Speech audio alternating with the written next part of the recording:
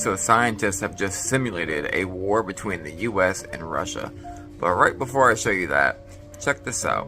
Why are they stress testing the American citizens with a nightmare scenario? Ones from north of Canada start hitting the US a few minutes later. The very first strikes are high-altitude EMP attacks, frying electronics and power grids by creating an electromagnetic pulse of tens of thousands of volts per meter. The next strikes target command and control, as well as nuclear launch facilities. Land-based intercontinental ballistic missiles take about half an hour to arrive. Major cities are targeted, both because they contain military facilities and to stymie the enemy's post-war recovery. Some cruise missiles take hours to reach their target.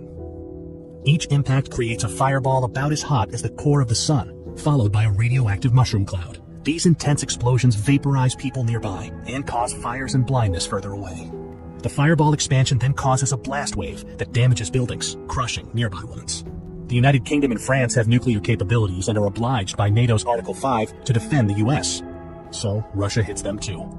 Firestorms engulf many cities, where storm-level winds fan the flames, igniting anything that can burn, melting glass and some metals, and turning asphalt into flammable hot liquid. But the explosions, the electromagnetic pulse, and the radioactivity aren't the worst part.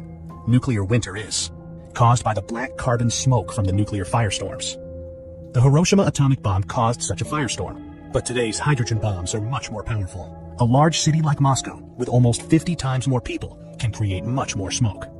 And a firestorm sends plumes of black smoke up into the stratosphere, far above any rain clouds that would otherwise wash out the smoke.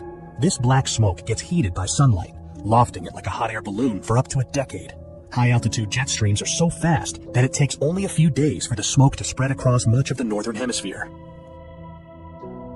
In the meantime, Earth gets freezing cold, even during the summer, with farmland in Kansas cooling by about 20 degrees centigrade or 40 degrees Fahrenheit, and other regions cooling almost twice as much.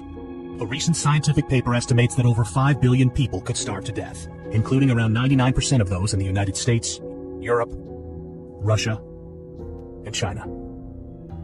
We obviously don't know how many people will survive a nuclear war. But if it's even remotely as bad as scientists think, then it has no winners, merely losers. It's easy to feel powerless, but the good news is that there is something you can do to help. Please share this video, because the more people know about nuclear war, the less likely it is that we'll start one.